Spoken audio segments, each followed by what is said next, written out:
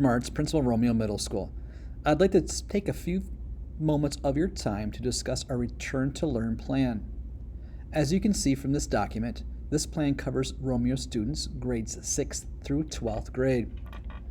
We worked with a team of teachers and administrators to help develop this plan to provide the best educational experience possible for our students within restrictions that we must adhere to. Our goal is to get our students back to traditional learning as quickly as possible. I'm proud of the work that was done by this group to create this plan. So we'll take a few minutes to talk about it this time. The plan consists of traditional students and online pathway. So as you can see, our traditional students consist of cohort 1, last names A through L, and cohort 2, last names M through Z. Our third cohort are the students that are choosing to be online. The reason for those two cohorts is to reduce our population by about 50%, and those students will rotate through the school day, which we'll talk about shortly. The first month of school consists of 3 steps, which are outlined by our district's Return to Learn plan. We're adopting a half-day schedule, the first week being 3 hours, and later becoming a 4-hour day before returning to our traditional learning. Both Romeo Middle School and RHS will be using a block schedule to ensure enough time is provided for each class during these half days. We'll talk about those as we move forward through this presentation. We did change our learning management system. We're going to be consistent by using one system, which is Schoology, between our secondary schools, 6th through 12th grade. One great feature of this is we'll be consistent in the way our folders are set up inside Schoology. What you see exactly here is our weekly learning plans, our course materials, ways to contact the teacher, and Schoology support. The also great thing about Schoology is it allows access not only to our students, but to our parents as well. Our classroom learning environment. This kind of lays out what we expect to see and what students will expect to see during the school day. We're going to have a live check-in. So each class every day will begin with a live stream video check-in. During this time, we'll take attendance, take a summary of the day, and so forth. Attendance, like last spring, is not optional. This is a mandatory for our students to take attendance. And one great thing about this system, if a student is a traditional student attending school and happens to be sick that day, they can attend on a virtual classroom too as well. Our daily lesson will consist of students will participate or view in class, and remote students will be seeing the same information via live stream video or have an asynchronous lesson, a previously recorded video or assignment. We are encouraging live stream videoing as much as possible, and we're asking that live stream videos be posted on Schoology for 1 week, just in case something you cannot get to that intended class for that day, or a parent wanting to watch to review those courses. The Google Hangout, which we've used in the past, will remain open during the class time. The teachers will have the opportunity to use a microphone or a camera, and students will be able to use a chat box or be able to communicate with the teacher directly through the Google Hangout. A sample classroom looks something like this. It's not a one-size-fits-all plan, but kind of gives you an overview of what an actual class may look like. So first all, we'll have a live check-in. All students are present or in person via remote during that time, and teacher will take attendance and let the students know what the plan for the day is.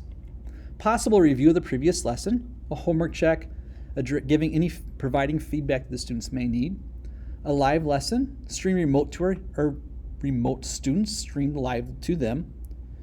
There might be some work time, reconvene with the group, some kind of assignment, and sometimes teacher intervention where we break the students into smaller groups.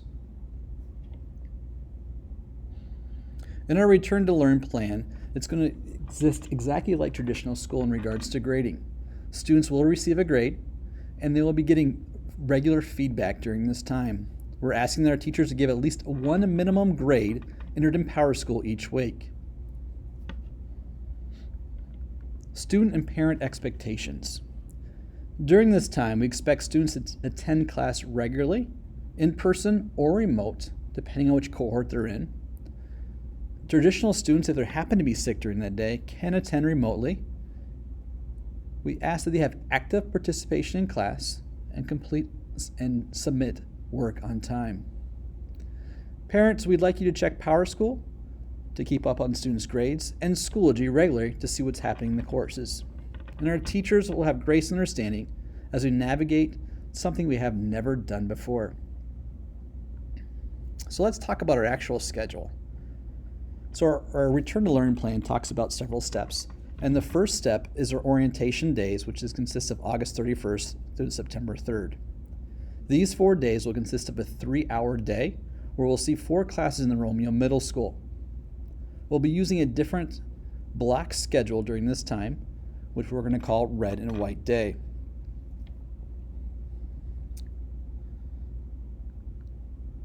So here's what our day looks like.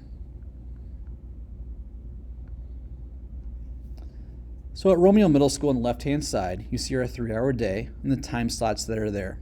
On a red day, which is Monday and Thursday, we'll see first hour, our third hour, which is our advisory hour, fourth and sixth.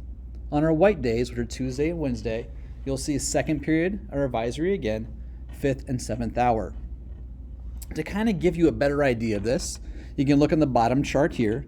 So for example, August 31st, our red day, cohort 1, students with the last name A through L, will be in person.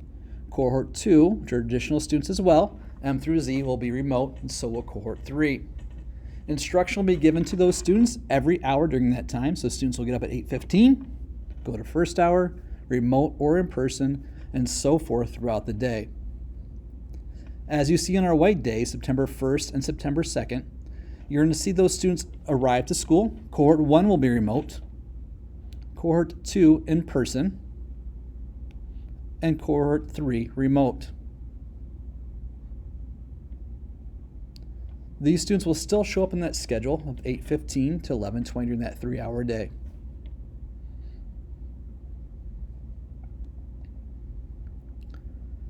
Steps 2 and 3 are modified days, September 8th through the 29th. At this point in time, we move to a 4-hour day. During this time, we're really looking at getting our cohort set for step 2. So we might see a little bit movement in our cohorts to accommodate some students. And we're actually adding a 5th day, Wednesdays, to our schedule. That Wednesday day will be a see-all class where students will see all their classroom except for that advisory. Again, we'll follow suit with that red and white day, as you see here, having different cohorts show up during that time. And that C day, or that blue day you see in this chart, consists of remote day all day on that Wednesday, where students will be checking in on their classrooms during that day. So that's an overview of our schedule. As you see, it covers our students. We have 3 cohorts attending, 2 traditional cohorts, and 1 cohort remotely, moving throughout the day. We're going to follow that bell schedule. We're going to get up in the morning and go until 12:10 on that step 2 and 3, and 11:20 on that first week of school. Orientation for our students, since this building is brand new to our students and staff, will be our main focus in that first week of school. During that time, we have planned activities for our students to become acclimated to this building, and also to our safety protocols that we have in place during the school day. I hope this answers some questions for you, and at any point in time, feel free to reach out to us as we move forward in our plan for returning our students back to school. Thank you, and have a great evening. Oh my